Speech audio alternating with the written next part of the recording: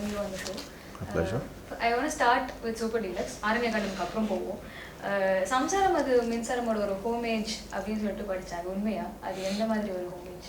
Like அதுலயும் multiple characters and எல்லா கேரக்டர்ஸ்க்கும் ஒரு என்ன சொல்கிறது ஆப்ஜெக்டிவ் இருக்கும், இல்லை ஒரு ரெசல்யூஷன் இருக்கும், அந்த மாதிரி அவ்வளோதான் அதுக்கும் இருக்கிற கனெக்ஷன்ஸ். எல்லா கேரக்டர்ஸ்க்கும் அவங்களுக்குன்னு பர்சனல் கான்ஃப்ளிக்ட்ஸ் அண்ட் அந்த எல்லா கான்ஃப்ளிக்ட்டும் சேர்ந்து இருக்கிற ஒரு இடம். அதனால இன்னும் அடுத்த லெவல் ஆஃப் காம்ப்ளிகேஷன். நீங்கள் ஆரண்ய காண்டமில் வந்தப்போ இது ஹியூஜ் ஸ்ப்ளாஷ், ஆனால் வந்து பாக்ஸ் ஆஃபீஸ் வழியாக அது வந்து ரொம்ப பர்ஃபார்ம் பண்ணலை. நான் வந்து one of my interviews with ஒரு ப்ரொடியூசர் கிட்டே பேசிகிட்டு இருக்கப்போ நான் வந்து சொல்லியிருந்தேன் இந்த மாதிரி கமர்ஷியல் எலிமெண்ட்ஸ் வந்து வைக்கணும்னு நீங்கள் எக்ஸ்பெக்ட் பண்ணுறீங்க இல்லையா அப்படின்னு சொல்லிட்டு. ஸோ அப்போ அவர் சொன்னார், நம்ம சொல்கிறோம் கிரிட்டிக்கலி அக்ளைம்டு அப்படின்னு சொல்லிட்டு, அது இப்போ கல்ட் கிளாசிக்காக ஆகுது, பட் தேட்டரில் வரலன்னா அந்த படத்துக்கு வந்து பெருசாக வந்து ப்ரொடியூசருக்கோ டைரக்டருக்கோ கூட பெருசாக யூஸ் கிடையாது. இது நீங்கள் எப்படி பார்க்குறீங்க? கரெக்டு தான். நம்ம படம் பண்ணுறது எல்லோரும் பார்க்கணுங்கிறதுக்காக பண்ணுறது. எல்லோரும் பார்த்தாங்கன்னா நேச்சுரலாக காசும் வரணும். இப்போ ஆரண்ய காண்டமில் காசு வரலன்னா நிறைய பேர் பார்க்கலன்னு அர்த்தம். So it's a failure for the producer, it's a failure for me also as a writer director. So what he says is right. ஒரு பெரிய ஸ்டார் காஸ்ட் ஜாக்கி ஷாப் இருந்தார் obviously, but it was his Tamil debut. இங்க இருந்து ஒரு star அப்படிங்கற அந்த value கொஞ்சம் கம்மி தான். But on the other hand இங்க பாத்தீங்கன்னா we have Vijay Sethupathi, we have Fahadh Faasil, we have Samantha and Ramya Krishnan ma'am. So இவ்ளோ பேர் இருக்காங்க. This was again a conscious choice. நீங்க யோசிச்சு பண்ணீங்களா? ஆரண்ய காண்டம் பண்ணும்போது அதுதான். I wanted stars for all the characters. Okay. But அப்போ obviously the first time director and subject probably Charan must have felt, but actually Charan didn't think like that. Stars were not too keen. Ippume Super Deluxe, if I had taken to other stars, they would not be okay with this because there are other stars. But one opportunity in the darava, it just happened that Vijay Sethupathi agreed to do this, Fahad agrees to do it, and Samantha agrees, and so on and so forth. So it just works out this way because all of them have somewhere என்ன சொல்கிறது, அவங்களுக்கு ஆரண்ய காண்டம் பிடிச்சிருக்கு ஒரு டைமில். So அதனால் they agreed to do this film. It's just that. Fahadh வந்து சாப்பகுருஷு பண்ணுறதுக்கு முன்னாடி அந்த படத்தோட கான்ஃபிடன்ஸ் வந்து ஆரண்ய காண்டம் பார்த்ததுக்கப்புறம் வந்தது அப்படின்னு நான் படித்தேன். அது உண்மையாக நீங்கள் இன்ட்ராக்ட் பண்ணும்போது அது வந்தது? அது எனக்கு தெரியாது, அவரை தான் கேட்கணும். இல்லை, நான் இதுக்கு அப்ரோச் பண்ணுறதுக்கு முன்னாடியே அவரை மீட் பண்ணியிருக்கேன். வேறு ஒரு ப்ராஜெக்ட்டுக்கு அப்போ அது ப்ரொடியூஸ் பண்ணுறதா பிளான் இருந்தது.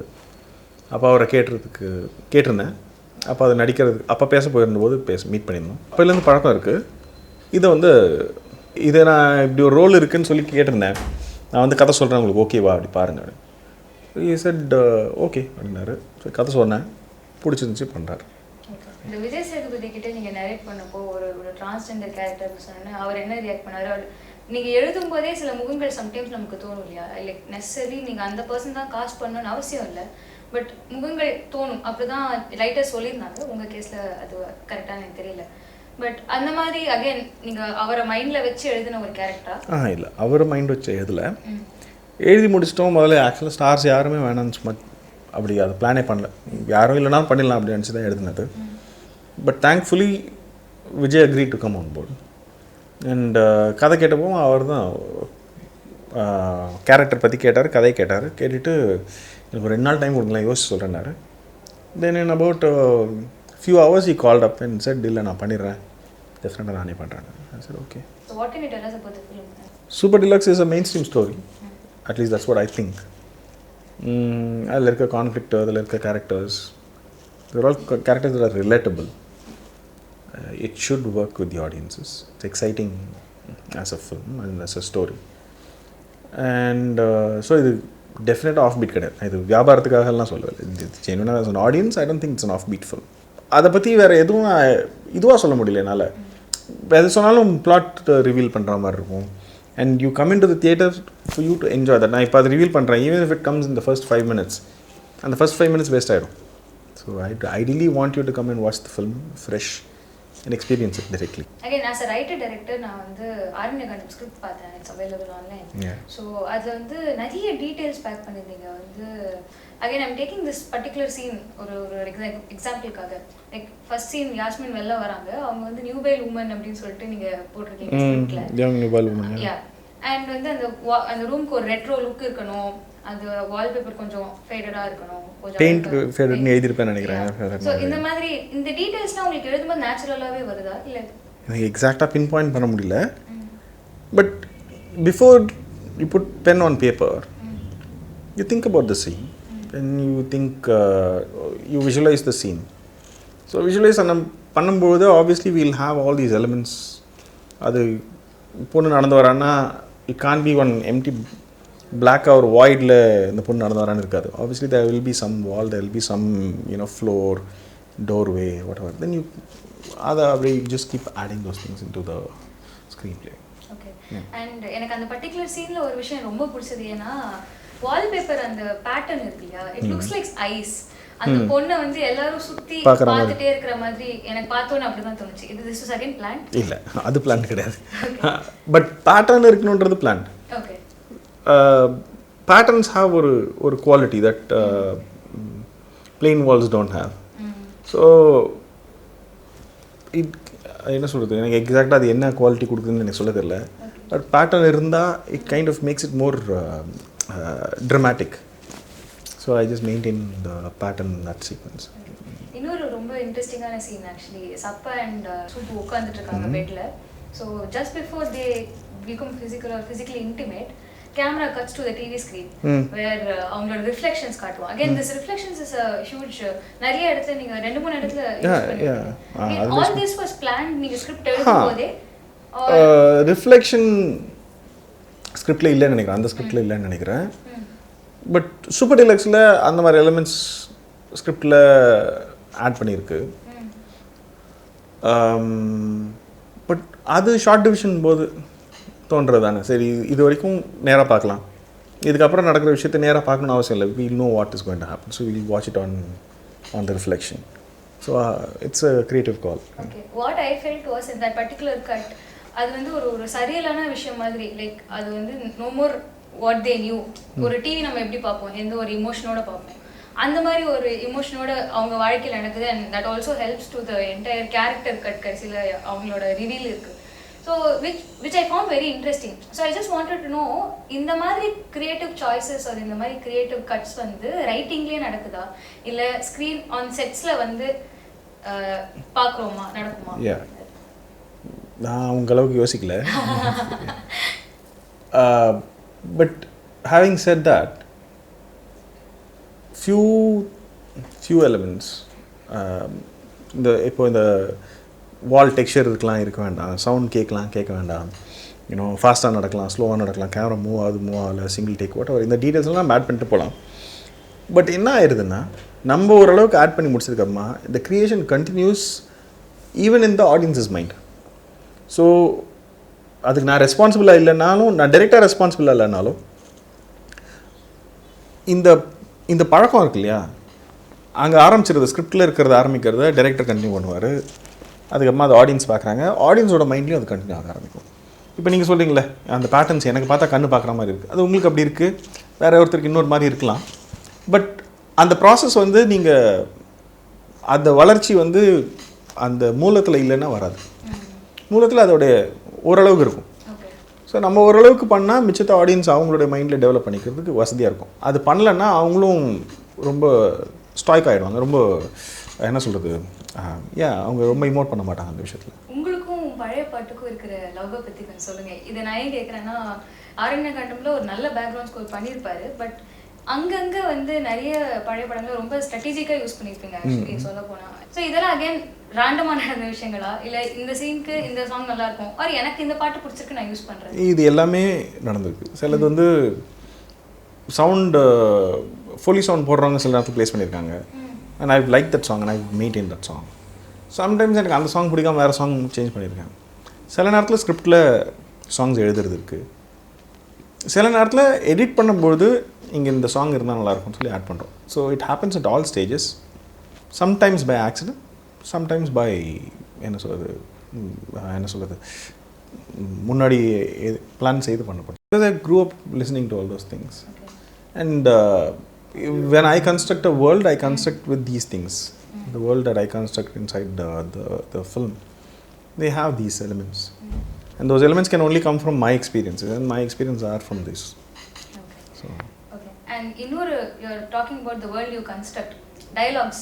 எனக்கு வந்து ஆரண்ய காண்டம்ல ரொம்ப சரளமாக இருந்தது டைலாக்ஸ் எல்லாமே வந்து ரொம்ப நேச்சுரலாக இருந்தது. நான் ஏன் இதை மென்ஷன் பண்ணுறேன்னா there are other writers involved. So அந்த collaboration process வந்து how was it? See, dialogue has to be exciting. But need not be that old school dialogue. இந்த பழைய காலத்தில் dialogue மாதிரியே இருக்கும். அது இப்போவும் சில படங்களில் பார்க்க முடியுது. பட் எனக்கு அதில் பெருசாக உடன்பாடில்லை.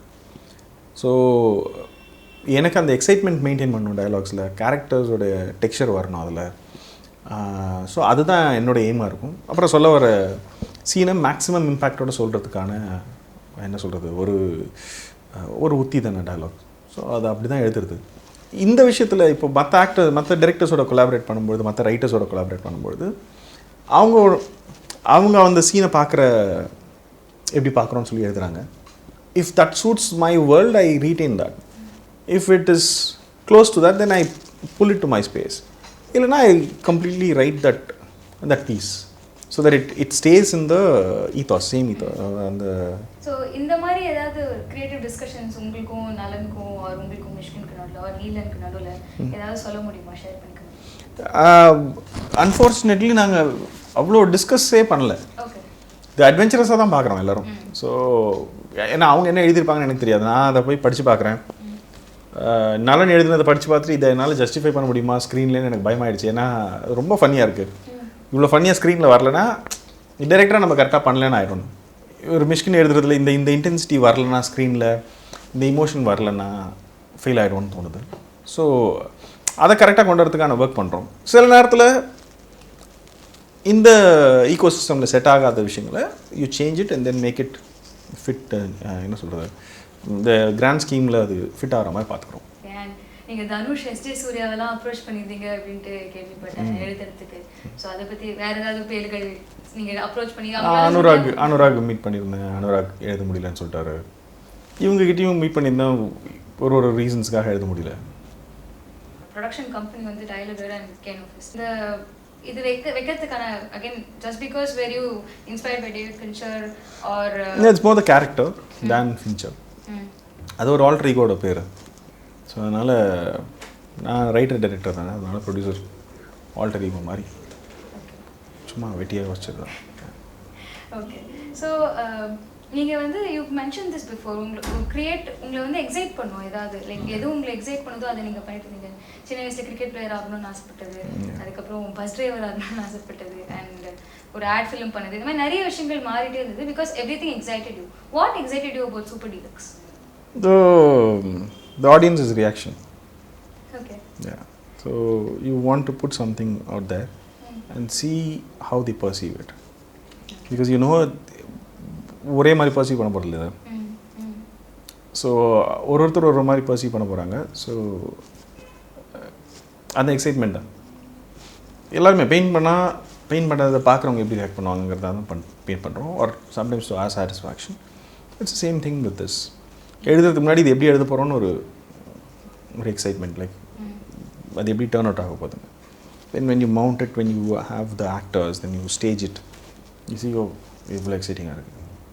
then when you keep adding elements like sound effects, then you know ஒரு லேயராக ஆட் பண்ணுறது, மியூசிக் வருது, டிஐ பண்ணுறோம், just gets better and better. And ஃபைனலாக எந்த ப்ராசஸும் தெரியாமல் ஸ்ட்ரைட்டாக ஆடியன்ஸ் பார்க்குறாங்கல்ல, there's one impact. Good films excite you ரொம்ப அண்ட் பேட் ஃபிலிம்ஸ் உங்களை டிப்ரெஷனுக்கு தள்ளுற அளவுக்கு அஃபெக்ட் பண்ணும் அப்படின்னு சொல்லிட்டு படித்தேன். ஸோ அதனால தான் நீங்கள் ஆக்சுவலி வந்து I am very passionate about making a bad film அப்படின்னு போட்டுருந்தீங்க. ஸோ அதனால தான் டைம் எடுத்துக்கிட்டு 8 வருஷம் கழிச்சு பண்ணி அந்த மாதிரி ஒரு தாட் போச்சா? எனக்கு டைம் ஆனதுக்கு ரீசன் வந்து நான் வேறு ஒன்று எழுத ஆரம்பித்தேன், அதுக்கு வேறு ஒன்று எழுத ஆரம்பித்தேன். So it just went on from அது ரொம்ப டைம் எடுத்துச்சு. அது ஒரு 2.5 years 3 years ஆகிடுச்சு ஒன்று எழுதுறதுக்கு. இன்னொரு 6 months ஆச்சு முதல்ல அது எழுத ஆரம்பித்தது. அண்ட் அதுக்கப்புறமா இது ஒரு 1.5 years இதை என்ன சொல்ல அசெம்பிள் பண்ண முடியுமான்னு ட்ரை பண்ணோம், மவுண்ட் பண்ண முடியுமான்னு பார்த்தோம், முடியல. தென் ஐ ஸ்டார்டட் திஸ். ஸோ இது ஒரு 2 years ஆகிடுச்சு. இது அதுக்கப்புறமா இதை எழுதி அதுக்கப்புறமா அதை ஆக்டர்ஸ் டெக்னீஷியன்ஸ் இன்வால்வ் பண்ண வச்சு தென் உங்களோட லவ் ஃபார் லாங் ஷாட்ஸ்னு சொல்லலாம், இப்படி வேணா வச்சுக்கலாம். So again the opening shot in Aaranya Kaandam was a long shot and நிறைய லாங் ஷாட்ஸ் ப்ளேஸ் பண்ணியிருந்தீங்க. பட் பிடிச்ச டேரக்டர்லேருந்து வந்த இன்ஸ்பிரேஷனா இல்லை பர்டிகுலராக இப்படி எனக்கு வச்சுருந்தா பிடிச்சிருக்கு அப்படிங்கிற? லாங் டேக்ஸில் எனக்கு இருக்கிற எக்ஸைட்மெண்ட் இஸ் அதுக்கான சேலஞ்சஸ். லைக் ஐ செட், அதுக்காக எல்லாமே லாங் டேக்ஸ் போக முடியாது. பட் லாங் டேக்ஸ்க்கு இருக்கிற challenges are the nice to handling. அதை பண்ணி பார்க்கும்போது அதோட difficulties are gives you lot of pleasure. Sometimes long takes வந்து நீங்கள் எனக்கு இப்போ அதை பண்ணால் ஞாபகம் வரல டக்குன்னு. ஒரு க்ளோஸ்அப் வச்சுட்டு you can just roll the camera for like minutes and it will perform பண்ணாங்கன்னா அந்த மொமெண்ட்டில் என்ன சொல்கிறது, டெப்த் இருந்ததுன்னா then it will hold the audience's attention. On the other hand, if you have a long take when there are so many people involved, like idla I think there are at least 2 long takes that involved about 50 to 70 junior artists plus few main artists. So நீங்கள் அந்த இடத்துல முதல்ல light fix பண்ணுறது, அந்த light நீங்கள் camera move பண்ணும்போது தெரியாமல் இருக்கிறது, தென் ஒரு தடவையும் every frame if you freeze or if you come to a stand still, ஒரு இடத்துலேருந்து வந்து இன்னொரு இடத்துல கேமரா பாஸ் பண்ணுற இடத்துல the frame has to be right, அந்த இடத்துக்கு ஆர்ட் டிரெக்ஷன் கரெக்டாக பண்ணியிருக்கணும். இது எல்லாமே சேலஞ்சஸ். அண்ட் இதெல்லாம் வந்து வெறும் அந்த என்ன சொல்கிறது இனிஷியல் ஸ்டேஜஸ். தென் ஆக்டர்ஸோடைய ஸ்பீட், ஆக்டர்ஸோடைய என்ன சொல்கிறது இமோஷனல் ரேஞ்ச் கரெக்டாக இருக்கணும், அவங்களுடைய பேசிங் கரெக்டாக இருக்கணும், coordination with the rest of the actors, coordination with the technical team. சில நேரத்தில் நம்ம லைட்ஸ் அவங்க போகும்போது போடணும், வரும்போது ஆஃப் பண்ணணும், இந்த விஷயங்கள் இருக்குது. அப்புறம் சுற்றி வந்துட்டு போகிற ஜூனியர் ஆர்டிஸ்டோட டைமிங், அவங்களுக்கு ஏதாவது லைன்ஸ் இருந்துச்சுன்னா அவங்க வந்து நிற்க வேண்டியது, எவ்வளோ நேரம் நிற்கணும், எவ்வளோ நேரத்தில் போகணும்.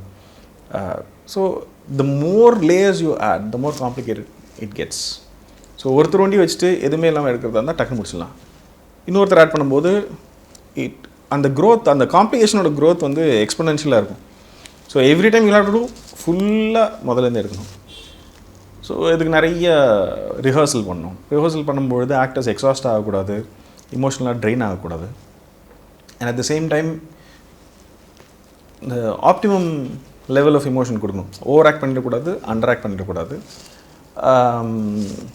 ஃப்ரேம் எங்கேயுமே லேக் ஆகிடக்கூடாது, கேரக்டர்ஸை மிஸ் பண்ணிடக்கூடாது. ஸோ இதில் இந்த மாதிரி நிறைய எலிமெண்ட்ஸ் இருக்குது. And you need to have ranges. Long shot இருக்கணும், அதுலேயே க்ளோஸ்அப் இருந்துச்சுன்னா, அதுலேயே மிட் ஷாட் இருந்துச்சுன்னா, 2 ஷாட்ஸ் வரணும், தென் நிறைய ஆக்டர்ஸ் இருக்கிற ஷாட் வரணும், திருப்பி கோ இன்டு ஒன் ஒருத்தருடைய க்ளோஸ்அப். இதெல்லாம் ஒரு லாங் ஷாட்டில், ஒரு லாங் டேக்கில் வரும்போது it's exciting because it's making it more and more difficult. So the more you push, the more difficult it gets, but the pleasure is higher. Talking about emoting and actors, நீங்க வந்து you've mentioned in one video of when you were promoting Aaranya Kaandam, அதுல வந்து Jackie stop பண்ற அந்த face வந்து நான் பண்ணுவேன், எங்க அம்மா கிட்ட பண்ணுவேன். So how does your input நீங்க எந்த அளவுக்கு இன்புட்ஸ் கொடுப்பீங்க உங்களோட ஆக்டர்ஸ்க்கு? அது எவ்வளோ தேவையோ அவ்வளோ கொடுக்குறதா. சில நேரத்தில் சில ஷார்ட்ஸ்க்கு ரொம்ப தேவைப்படாது. பட் ஐடியலாக நான் எல்லா டீட்டெயில்ஸும் முன்னாடி கொடுத்துடுவேன். So that we don't waste their time and we give them enough perspective. சில நேரத்தில் ஓவர்லோடாக இருக்கலாம், but keep telling lot of details before we start the camera. And ஐடியலாக ரிஹர்சல் பண்ணிட்டா பெட்டராக இருக்கும். பட் எல்லா ஆக்டர்ஸ்க்கும் அது ஒர்க் ஆகுது. Vijay Sethupathi would like to do it on camera. So நான் டீட்டெயில்ஸ் முன்னாடி அவர்கிட்ட சொல்லிவிட்டு then we'll let him perform.